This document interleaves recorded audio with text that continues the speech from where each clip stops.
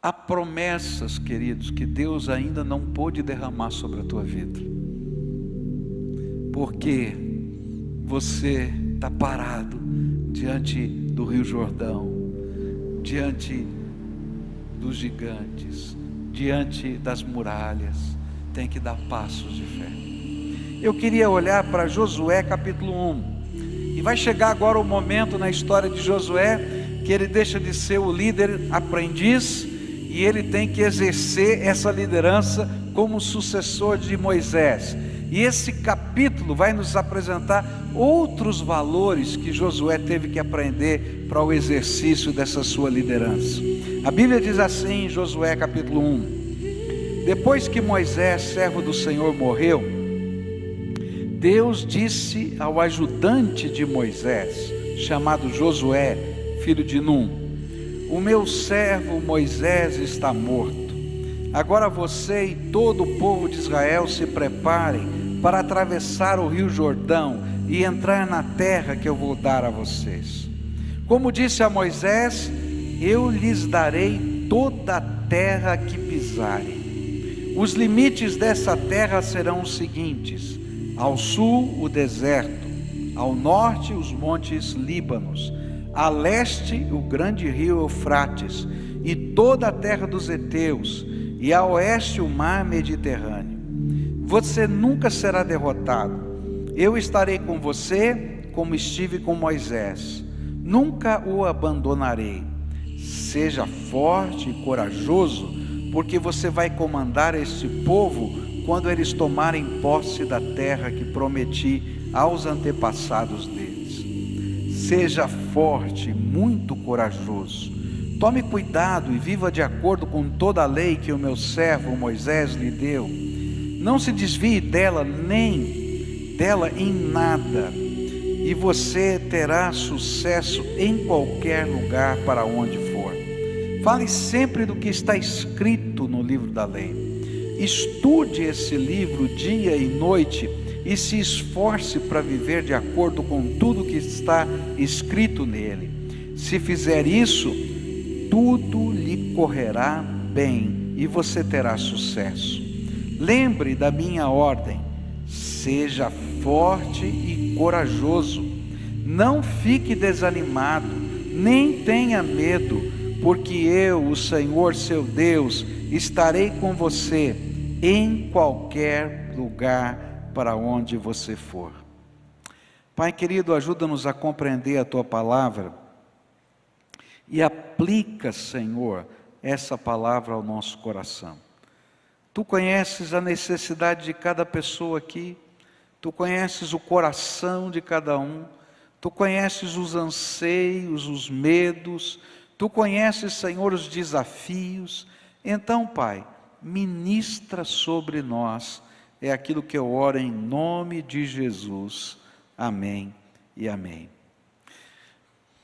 Você pode imaginar o friozinho na barriga de Josué?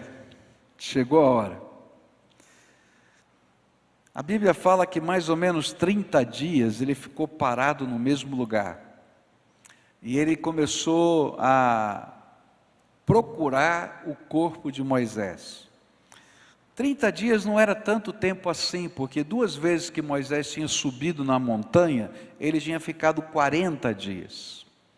Então, não era algo anormal, mas Moisés havia se despedido do povo, havia feito um discurso, porque Deus havia revelado para ele que ele ia subir na montanha, que ele veria a terra prometida de lá, mas não tomaria posse dela. E que ele então se despedia do povo para que eles nunca mais o vissem. Mas Josué ficou lá. Eu acho que, primeiro como amigo, como servo de Deus, ele ficou pensando: ainda é cedo, não chegou nem 40 dias, quem sabe daqui 40 dias ele volta dizendo que Deus mudou de ideia. Você já pensou assim algumas vezes, né? Eu acho que Deus podia mudar de ideia, né? Então vou ficar aqui. Mas a gente vai aprender que os desígnios para nos abençoar de Deus não mudam. E aquele era um desígnio de bênção. Deus queria abençoar o seu povo. E então, antes de se completarem os 40 dias, que seria um prazo normal, o Senhor se revela a Josué. E essas palavras que estão aqui não foram ditas por Moisés. É interessante que não há outro lugar na Bíblia que diga que Josué, antes disso, recebia visões do Senhor, ou ouvia a voz do Senhor de maneira profética. Ele tinha recebido sim a imposição de mãos, ele tinha recebido manifestações do Espírito, mas nenhum lugar fala dele como profeta, a não ser aqui. E parece que Deus está dizendo assim: Josué, está chegando a hora, chegou a hora, e um dos sinais é que eu estou falando com você, eu estou me revelando a você. Eu estou falando estas palavras para você. A palavra de Deus não diz exatamente como foi, mas ele está dizendo aqui no versículo 3, como disse a Moisés, eu vou lhe dar essa terra, como eu disse a Moisés, eu vou fazer aquilo, e agora eu estou dizendo para você, ser forte e ser corajoso. A primeira lição que esse texto vai me ensinar, ou o primeiro valor que esse texto vai ensinar sobre liderança, está no versículo 3 desse texto, onde a palavra do Senhor vai dizer o seguinte: como disse a Moisés, eu lhes darei toda a terra que pisarem. Na outra versão, quem tem uma outra versão da Bíblia aí, não é? A Bíblia vai dizer mais ou menos assim, eu posso estar enganado com uma palavra ou outra aí, tá? Onde a planta do vosso pé pisar, não é isso? Vai ser vosso. Não é mais ou menos assim que está na Bíblia? E aqui tem a primeira lição, o primeiro valor de liderança que Deus queria ensinar a Josué. Essa lição é muito importante, parece coisa simples, mas é muito importante. Deus está dizendo para Josué: Josué, a tua missão é conquistar essa terra. A missão de Moisés foi trazer esse povo até aqui. Mas a primeira lição que você vai aprender é que você só conquista o que pisa.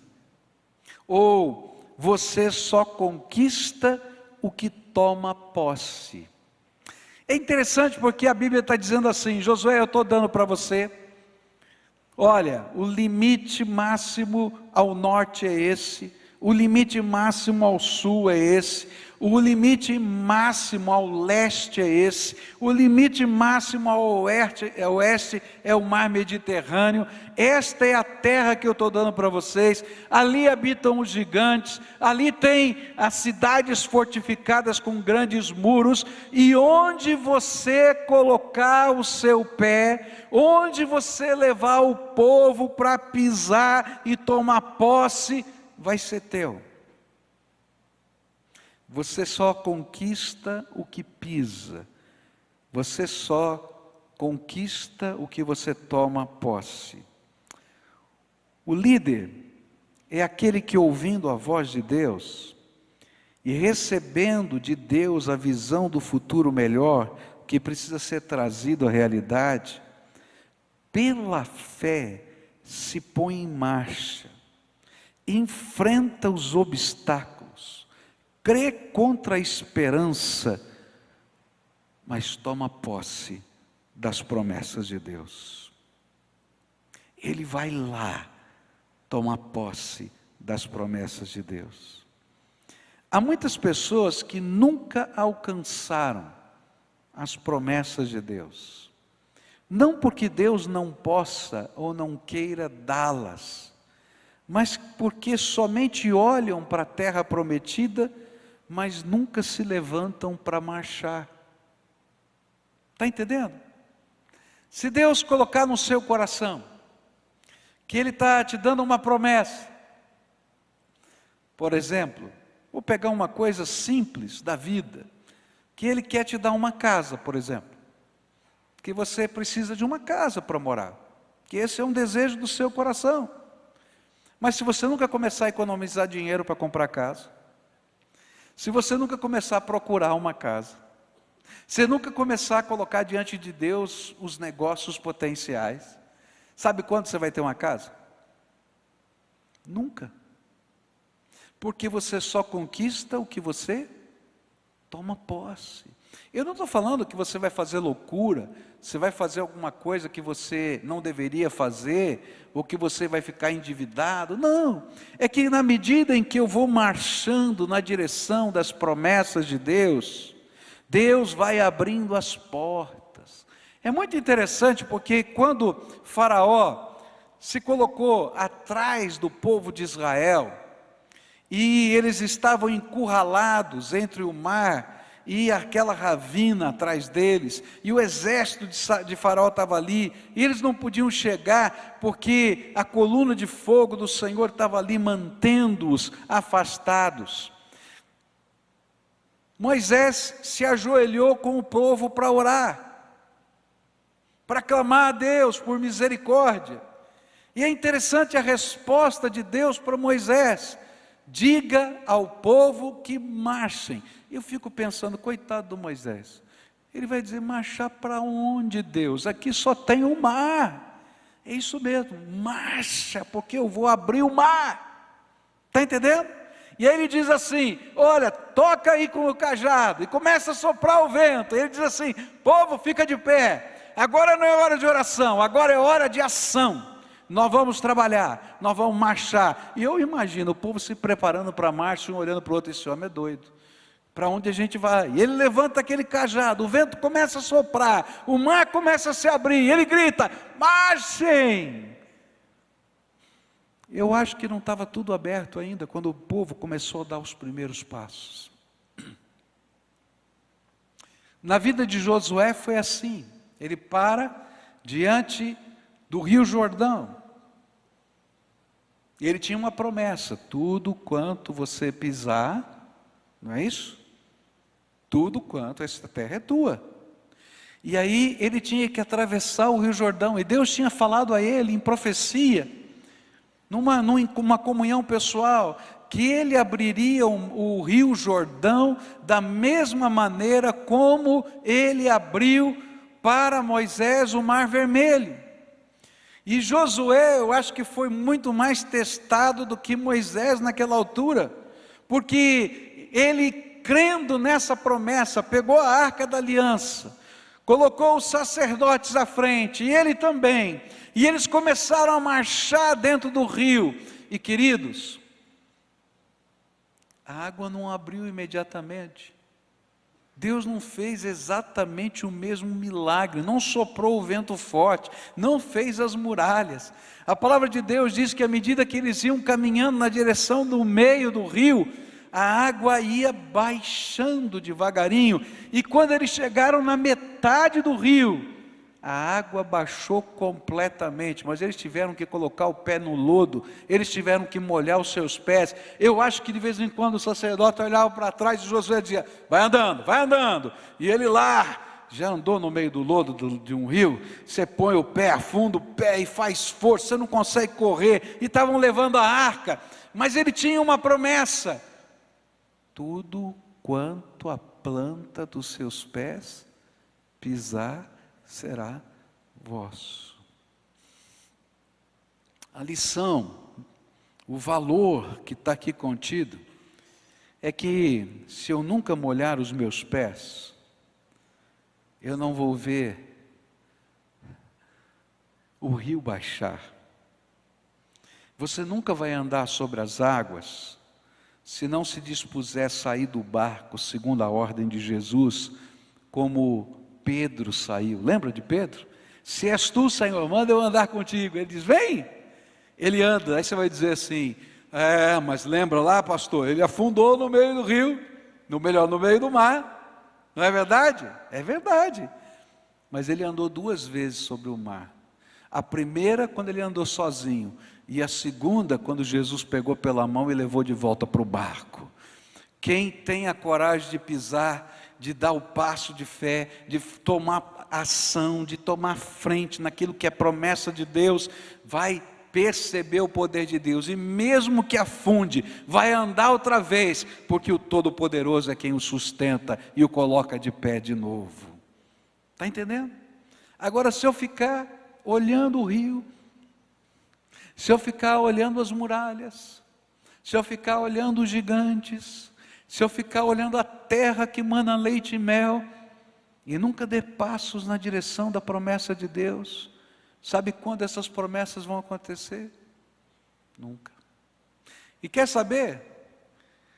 Teve um momento que esse povo, comandado por Josué, parou de andar. E a Bíblia diz que só no reinado de Salomão, todas essas terras vão se tornar do povo de Israel. Por quê?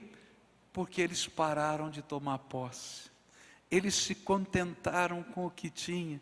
A promessa de Deus estava lá, mas vai levar muitos anos, quase 100 anos, para que ela se cumprisse totalmente. Sabe por quê? Porque eles pararam de pisar o pé aonde Deus tinha prometido que lhes daria. Há promessas, queridos, que Deus ainda não pôde derramar sobre a tua vida, porque você está parado diante do Rio Jordão, diante dos gigantes, diante das muralhas, tem que dar passos de fé. Eu me lembro que quando eu comprei o meu primeiro apartamento foi uma tragédia, porque eu tinha muito medo de fazer negócios de longo prazo. Não é medo, era pavor, literalmente pavor. E a minha esposa então orava para a gente comprar um apartamento. A gente morava de aluguel e ela disse: não, a gente precisa ter alguma coisa nossa, vamos comprar um apartamento, vamos fazer alguma coisa, vamos comprar na construção, fazer tal, etc. E ela estava grávida da Kelly. E a gente procurando, a gente não, ela procurando, né? E eu sempre achando defeito, porque eu não queria ver, não tinha tempo, estava enrolado, aquela coisa toda. Mas na verdade estava morrendo de medo. Aí Deus é tão bom, mas tão bom, que eu ouvi a oração da minha mulher e 2 amigos meus compraram no mesmo prédio aquele apartamento. Disseram: é um bom negócio, é um bom negócio. Todo mundo dizia que era um bom negócio, eu é que estava com medo. E aí ela disse: tá bom, você vai pelo menos ver. Você está entendendo? Vamos lá ver, vamos lá. Aí fui, pisei lá, vi. Ela disse: Deus já nos deu, você tem que acreditar. E aí, tremendo de medo, assinei o contrato. No dia em que a Kelly veio a nascer, nós fomos naquele apartamento, assinei o contrato e minha mulher foi para o hospital. Logo depois, acho que foi emoção tanta, né, que ela foi para o hospital. Queridos, se eu não tivesse assinado aquele contrato, se eu continuasse olhando, eu não teria nada até hoje. Aquele apartamento já foi, já virou parte dessa construção, mas o importante é que a gente tem que pisar. Deus tem promessas para você e você tem que tomar atitude, começar a trabalhar, começar a correr, começar a estudar, começar a fazer. Se são coisas espirituais, você tem que começar a agir. Se são ministérios, você tem que dar os primeiros passos. Você não pode ficar assistindo, querido. Você tem que tomar posse da promessa de Deus na sua vida. Segundo valor que a gente vai aprender aqui nesse texto, e eu acho tremendo isso. Diz assim o verso 5 e o verso 9, a segunda parte dele, diz assim: você nunca será derrotado. Eu estarei com você como estive com Moisés. Nunca o abandonarei. Não fique desanimado, nem tenha medo, porque eu, o Senhor, seu Deus, estarei com você em qualquer lugar para onde você for. O segundo valor da liderança que eu aprendo com Josué é o valor da unção de Deus. É interessante perceber que o Senhor faz questão de, logo após afirmar o valor da ação, de pisar, tomar posse, e apresentar o valor da unção. Um líder espiritual só consegue fazer o que Deus o ungiu para fazer. Presta atenção nisso. Um líder espiritual só consegue fazer o que Deus o ungiu para fazer. É uma coisa muito simples. Jesus ensinou isso. Jesus disse assim: sem mim, nada podeis fazer. Você só vai conseguir esse tipo de sucesso, esse tipo de vitória que está prometido aqui, se a graça de Deus se derramar sobre a sua vida. É unção de Deus, é bênção de Deus. E aí está dizendo assim: ô Josué, não fica muito orgulhoso não, tá? Você vai ter sucesso, as coisas vão acontecer, porém lembra, isso vai acontecer porque eu estou do teu lado e você está comigo no meu projeto. A unção de Deus era o revestir de Deus na pessoa de Josué. O Senhor revelaria a sua presença, o seu propósito, o seu poder em todo momento, em qualquer lugar em que ele estivesse, porque Deus o havia ungido para essa missão. E era justamente isso que fazia diferença. Quando nós olhamos para a vida destes homens de Deus, que marcaram as suas gerações e fizeram diferença nessa terra, é impossível não perceber como a unção de Deus é que fez as coisas acontecerem. Porque a unção de Deus representa aprender e agir do jeito de Deus. É interessante isso. Josué está diante do seu maior desafio. Você pode ler a história de Josué, é muito bonita. Ele está diante do seu maior desafio. A cidade mais complicada para ser derrotada, a cidade de Jericó. A história nos fala, e a Bíblia também, que a muralha de Jericó era tão larga que 2 carroças podiam andar juntas em cima da muralha. Imagina isso aí. Deveria ter em torno de 4 metros a 5 metros de largura. Toda feita de pedra. Pedra colocada sobre pedra. Alta o suficiente para impedir um exército de entrar. E naquele tempo, queridos, eles não tinham canhão, não tinham granada, não tinham explosão, não tinham pólvora. Como é que a gente vai passar por uma muralha dessa? As armas mais certeiras que o exército de Israel tinha, as armas de precisão do exército de Israel, eram as fundas, uma espécie de um estilingue, que eles rodavam as pedras e jogavam certinho no lugar que queriam. A segunda arma mais precisa que eles tinham eram as flechas. Agora, como é que a gente destrói um muro de pedra desse? Agora, como é que funciona a unção? Josué está parado olhando para as muralhas, e eu acho que naquela hora ele está orando. Senhor, tudo bem, o Senhor prometeu que estaria comigo em todo lugar, e essa muralha aqui, o que eu faço com ela? O que eu faço, Senhor? De que maneira? Qual é o jeito? E aí Deus, na sua sabedoria, para revelar a Josué, e para revelar às gerações seguintes, que é Ele quem faz as coisas tremendas na nossa vida, que a gente dá o passo de fé, mas os milagres são especialidade do Deus vivo. Ele manda o anjo do Senhor, comandante dos exércitos de Deus aqui na terra. Ele se apresenta assim, e ele aparece, e ele fica com medo, e Josué diz assim: quem é você? De onde você vem? O que você está fazendo aqui? E ele diz assim: eu sou o anjo do Senhor, comandante dos exércitos de Deus, eu venho aqui dizer como é que essa muralha cai.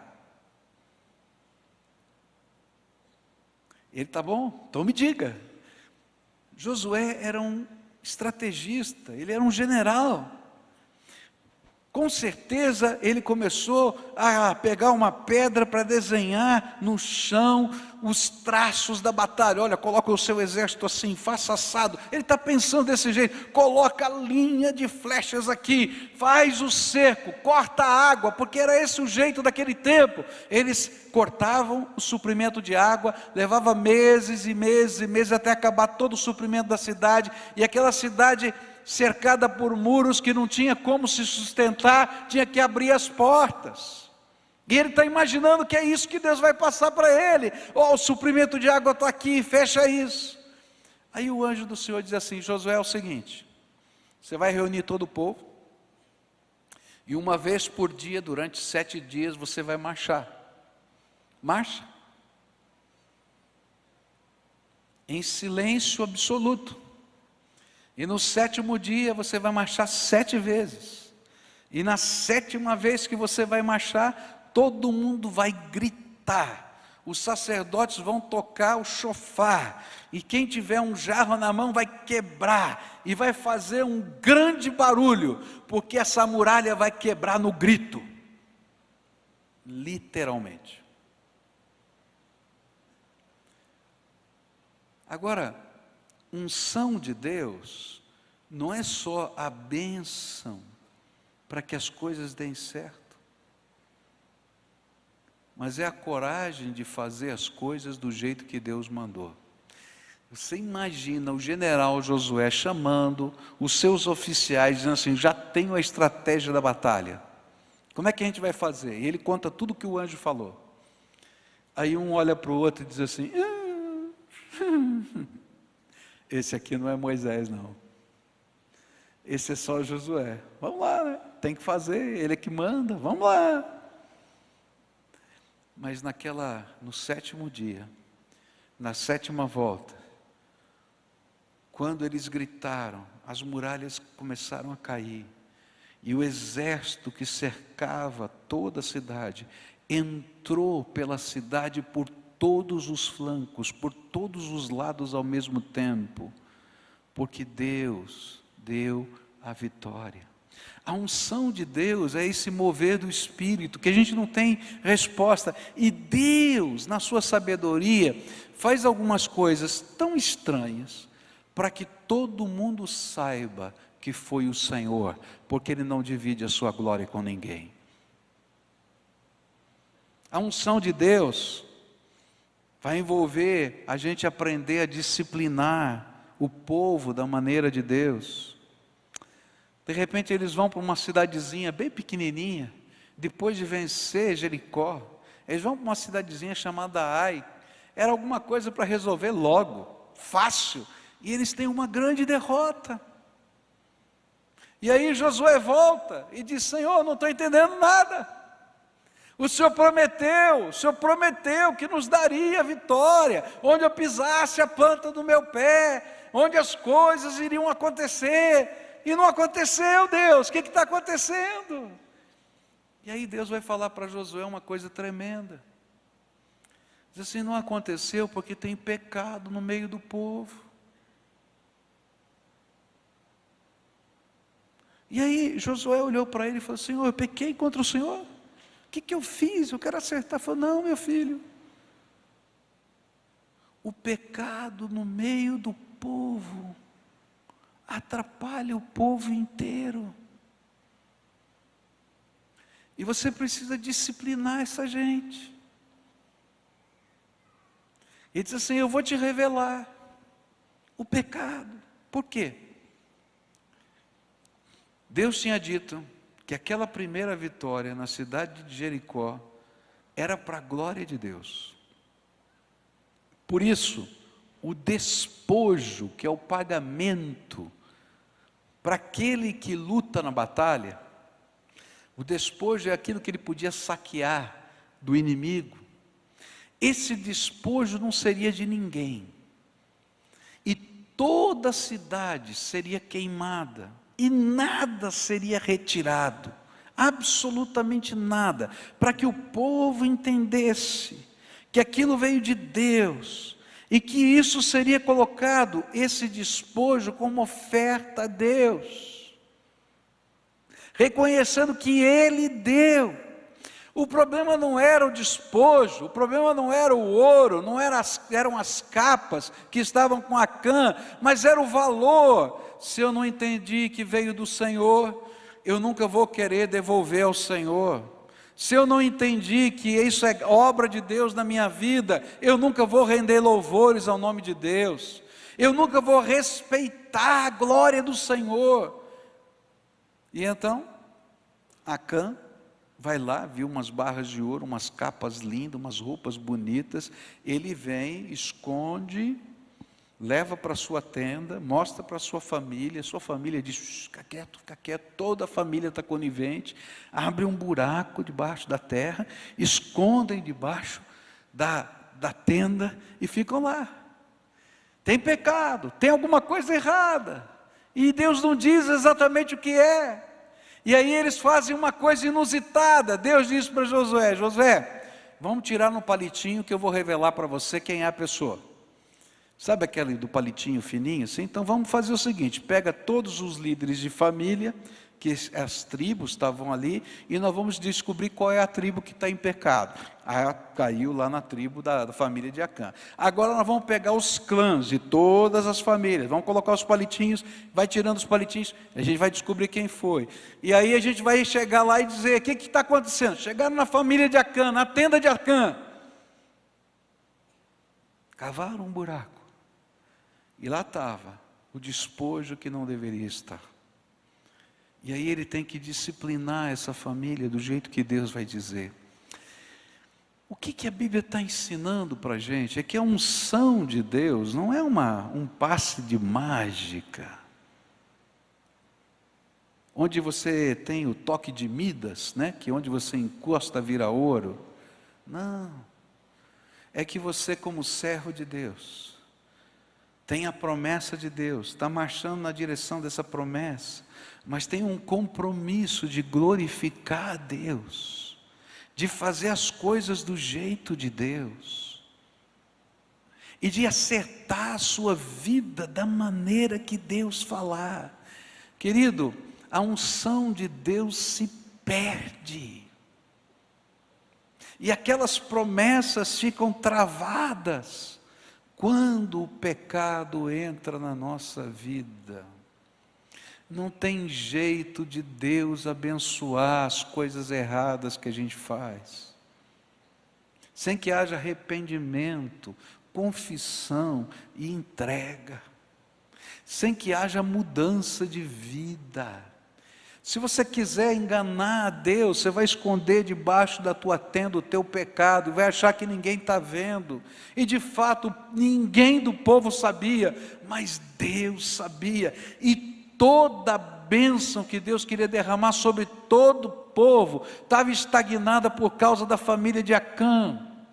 Querido, tem muita coisa que Deus quer derramar sobre a sua casa, Ele não derrama porque você está atrapalhando a bênção de Deus na sua casa. Está entendendo? Ah, mas a minha vida não tem nada a ver com... Não. O pecado é uma desgraça que atrapalha a mim e todo mundo que está à nossa volta. Eu já contei para você a história do tatu, né? Já contei que eu ganhei um tatu uma vez. Um irmão muito querido conseguiu uma carne de caça tatu e cozinhou o tatu e mandou de presente para mim o tatu. Bom, veio numa panela com molho assim e a casca do tatu estava junto. Eu achei muito estranho. Eu nunca tinha visto tatu cozido com casca. Mas quando você abria a tampa da panela, o cheiro era brabo, mas um cheiro fortíssimo. Aí eu pus lá na geladeira, a minha esposa olhou, sentiu o cheiro e falou, eu não vou comer esse tatu não. Os meus filhos olharam e disseram, não dá para comer.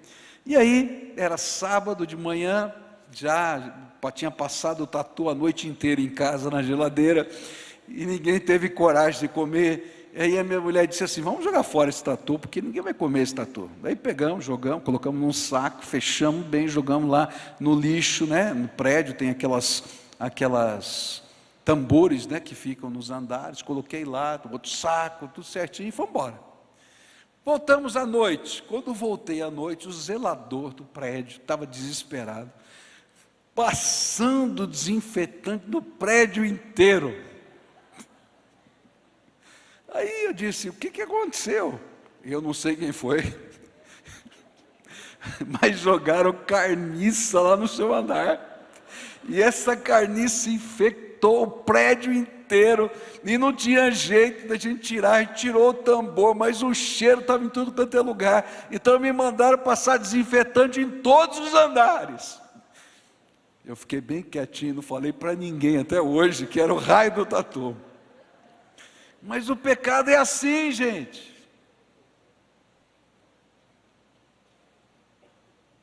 Ele faz mal, ele cheira mal, ele impede o derramar da graça de Deus. E a unção de Deus é quando a gente tem coragem de fazer os acertos, de trabalhar esses acertos, de dizer, olha, o teu pecado atrapalha a nossa família, a nossa vida, tem que haver conserto na tua vida. Essa unção de Deus é essa autoridade espiritual que ia sendo construída pelos sinais de Deus no meio do povo. Eu imagino aqueles que riram vendo Josué marchar no rio, temeram quando as águas secaram. Aqueles que riram quando tinham que marchar todo dia, quando viram as muralhas caírem, temeram a Deus, porque as muralhas caíram. A unção de Deus era a razão da vitória, e por isso a Bíblia ensina, sem mim nada podeis fazer. Querido, você pode ter todos os outros valores de liderança, e não ser um líder espiritual. Talvez até você seja um líder no mundo profissional, corporativo, social, político, mas algo que faz diferença quando tratamos das coisas espirituais é a unção de Deus. Isso é tão sério que o Senhor faz uma solene advertência.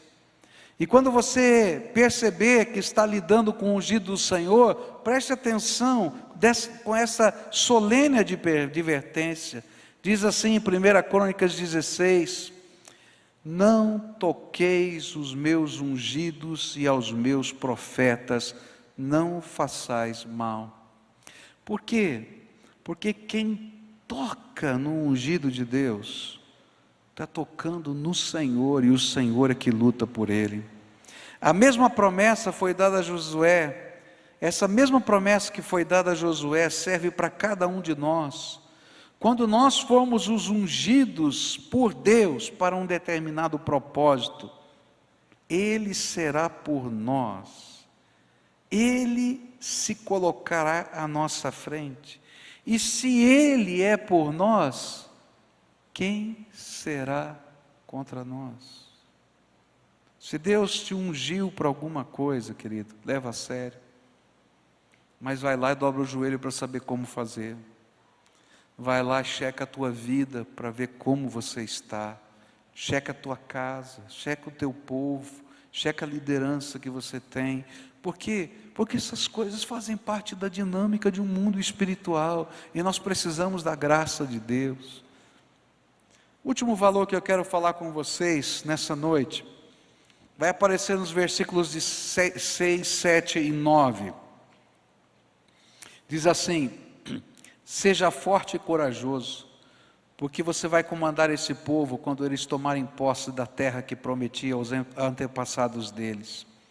Seja forte e muito corajoso. Tome cuidado e viva de acordo com toda a lei que o meu servo Moisés lhe deu. Não se desvie dela nem dela em nada, e você terá sucesso em qualquer lugar para onde for.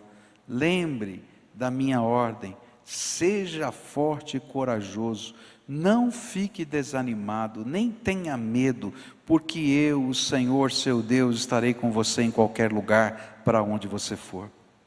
O próximo valor que está aqui é determinação corajosa, que nos é revelada nessa expressão: seja forte e corajoso.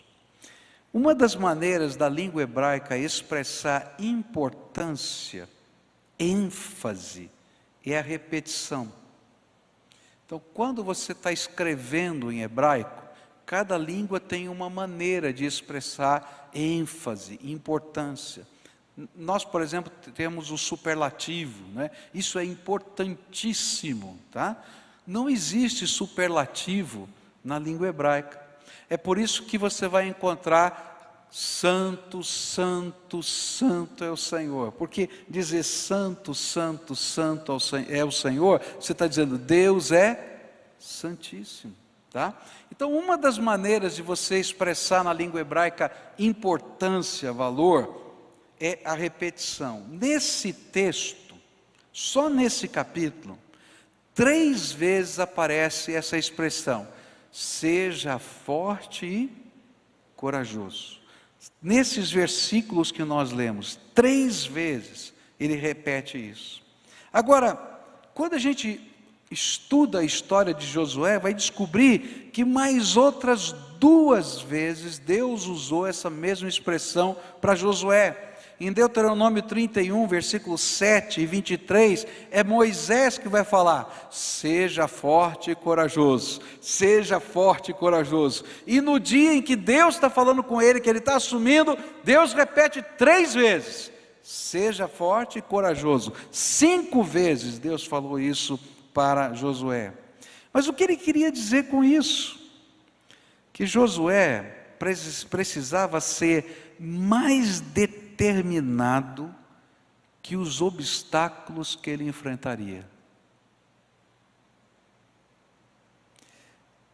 Isso é muito importante, porque lembra que ele foi um dos espias?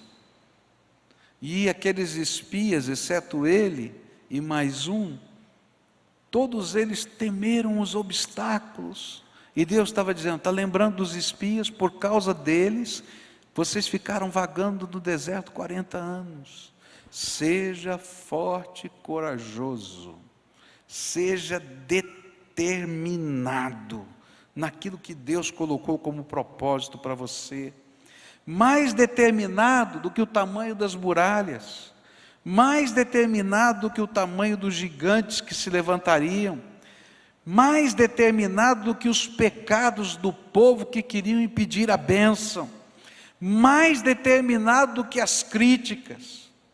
Mas essa determinação não é fruto de uma teimosia ou de uma arrogância pessoal.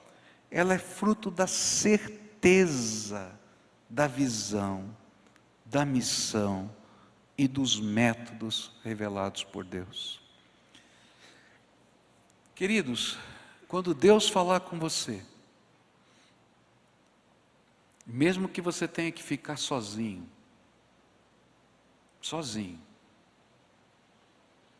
faça o que Deus mandou você fazer.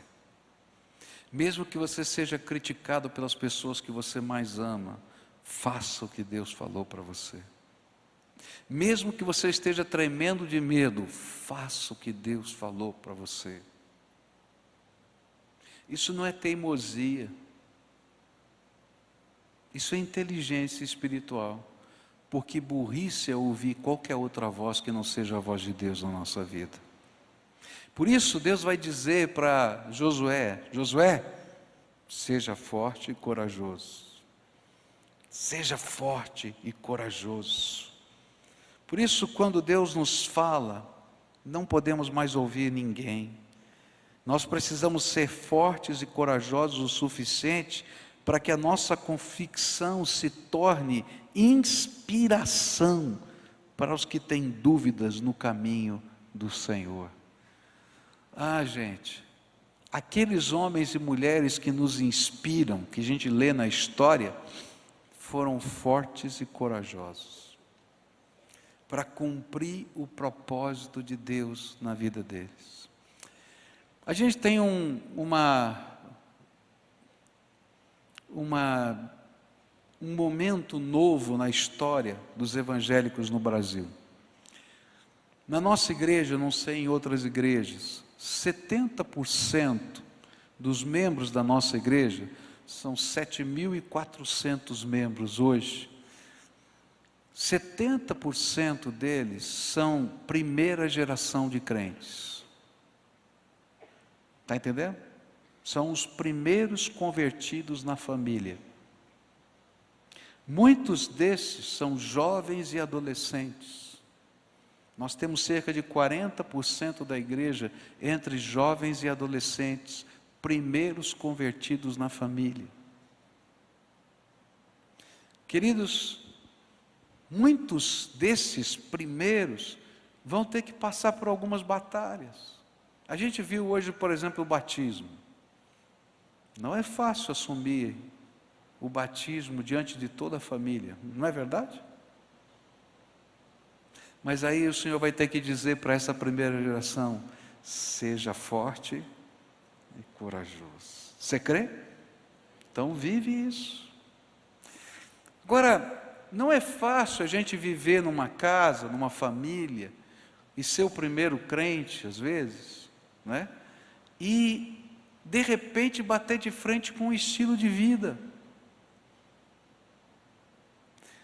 Não sou eu que vou dizer para minha família fazer isso ou aquilo, eu tenho que amá-los, mas na medida em que eu vou mudando o meu estilo de vida, aquilo que eu começo a descobrir na Bíblia que é pecado, e eu começo a deixar de lado, isso gera um alvoroço dentro da casa, não é verdade? As pessoas olham: mas por que você não está fazendo mais isso? Não condiz mais, não desce. Como que não desce? A gente sempre fez isso. A gente tomava engradado de cerveja junto, agora você não toma mais nenhuma. A gente fazia isso, aquilo, agora não faz mais.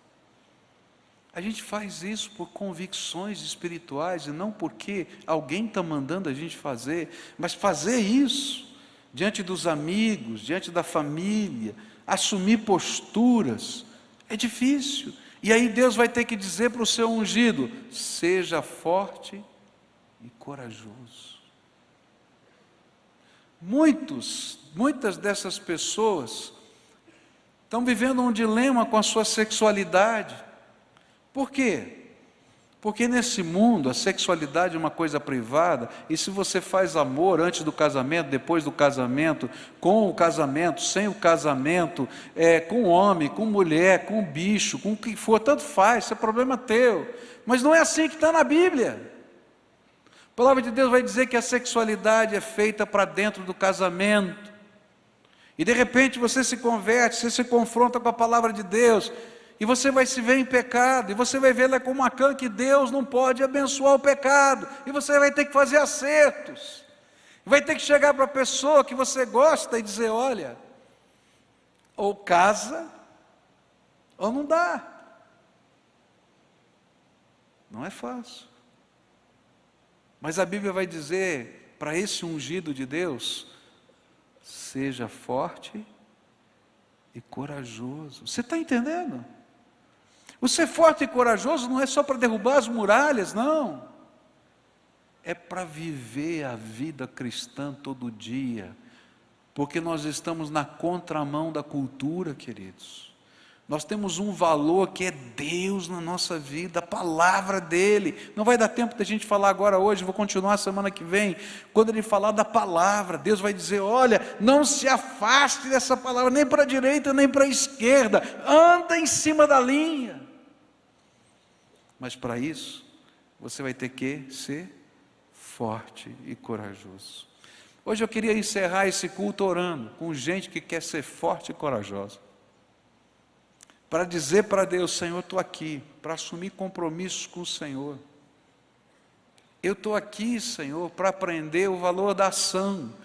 Não adianta, querido, você ficar chorando, você ficar se arrependendo dos seus pecados, você ficar falando, você ficar vindo nos cultos, se você não der passos de fé, passos de acerto, passos de conserto na sua vida, porque você só conquista o que você pisa, o que você toma posse.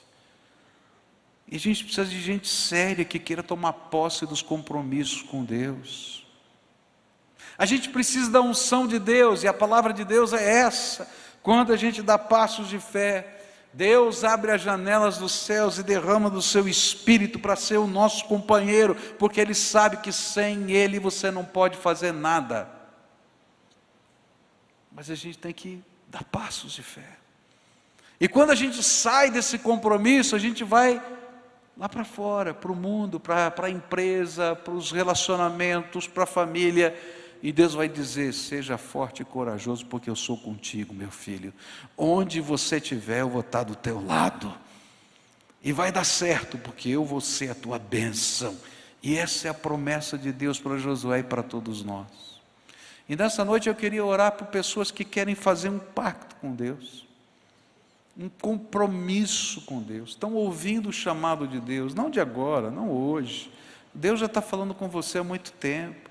Mas Ele está pedindo uma tomada de posição, uma entrega definitiva, absoluta, radical, comprometida, para viver esse evangelho no coração, no quarto, para viver esse evangelho na igreja, mas para viver esse evangelho no mundo, no dia a dia da vida.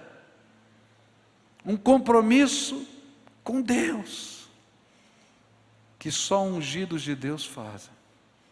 E todos quantos, essa foi a promessa no livro de Joel, que invocam o nome do Senhor para esse tipo de compromisso, vão receber a mesma unção, porque Deus vai derramar o Espírito Santo sobre todo aquele que invocar. Então, se hoje o Espírito Santo está falando com você, e está faltando esse compromisso na tua vida, hoje eu te convido a ser forte e corajoso, a sair do teu lugar e vir aqui à frente para a gente orar junto, um compromisso de fé, de jornada e de caminhada. A primeira grande tentação que você vai sofrer é dizer: tá bom, eu estou fazendo aqui do meu jeito. Não funciona não, do teu jeito não funcionou e nunca vai funcionar, porque a primeira coisa que o ungido de Deus vai ter que aprender é fazer do jeito de Deus as coisas. Então, se hoje o Espírito Santo está falando com você, vai saindo do teu lugar, vem para cá, eu quero orar. Seja forte e corajoso, meu querido, seja forte e corajosa, em nome de Jesus.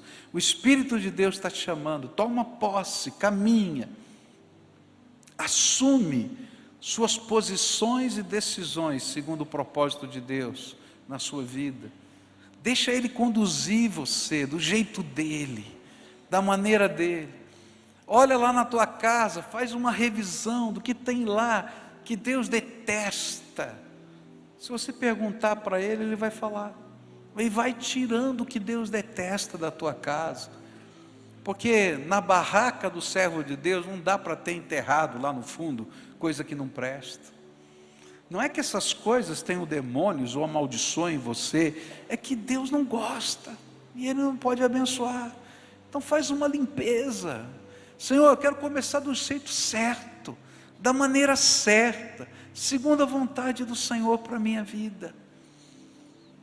E seja forte e corajoso, porque muita gente vai criticar você, vai chamar você de maluco, de carola, vai chamar você de fanático, vai chamar você de doido, vai dizer que fizeram a tua cabeça. Mas só você e Deus sabem que Ele está falando com você. E Ele vai dizer: seja forte e corajoso, porque na medida em que a gente vai dando os passos de fé, o temor do Senhor vai imperando ao nosso redor. Uma das promessas de Deus para Josué é que todos os povos ao redor ouviriam dos feitos de Deus e temeriam ao Senhor. No começo as pessoas criticam, pegam no pé, mas depois que eles começam a ver o que Deus está fazendo na nossa vida e como Deus está agindo, o temor do Senhor vem. Está entendendo? Tem alguma coisa estranha acontecendo aqui. Eu não sei explicar o que está acontecendo, mas está acontecendo. Então agora a gente vai orar, tá bom? A primeira oração é a tua, tá? Tem gente chegando, vai chegando, isso, vem para cá. Primeira oração é tua, eu não posso fazê-la. O que é que Deus pediu para você assumir? Talvez tenham pessoas aqui convertidas que não assumiram o batismo ainda, está na hora. Porque o batismo é um dos sinais da nossa decisão, onde a gente se compromete com Deus diante das pessoas, especialmente da família, dos nossos amigos, dos nossos queridos. Mas eu não sei o que o Espírito Santo ministrou, só você sabe. Então assuma o seu compromisso. Deus te trouxe aqui para assumir um compromisso. Então fala com Ele. Diz: Senhor, eu quero assumir um compromisso de vida, de fé, colocar o Senhor em primeiro lugar. Eu não quero deixar na prateleira nenhuma das bênçãos que o Senhor preparou para mim. Por isso eu vou pisar, vou dar passos de fé. Se tem algum pecado que o Espírito Santo revelou que está enterrado debaixo da tenda, confessa para Ele. Mas não confesse para ficar guardado debaixo da tenda. Fala assim: Senhor, eu vou me livrar dessas coisas. O Senhor vai trabalhar na minha vida, vai me dar poder, graça, e eu vou dar fim a isso. E se esses pecados estão simbolizados ou materializados de alguma maneira na sua casa, hoje, não espera amanhã não, hoje, dá fim nessas coisas. É um ato de Deus na tua vida. Você vai saber o que Deus está falando com você. Só você sabe. Coloca isso diante de Deus. Pede a unção de Deus. A unção é o revestimento do Espírito para você seguir esse caminho na autoridade e no poder de Jesus. Senhor, me reveste com o teu Espírito Santo. Essa é a unção. Agora quero orar por você. Querido Senhor, é em nome de Jesus que nós trouxemos essas palavras. E é em nome de Jesus que esse povo está falando contigo.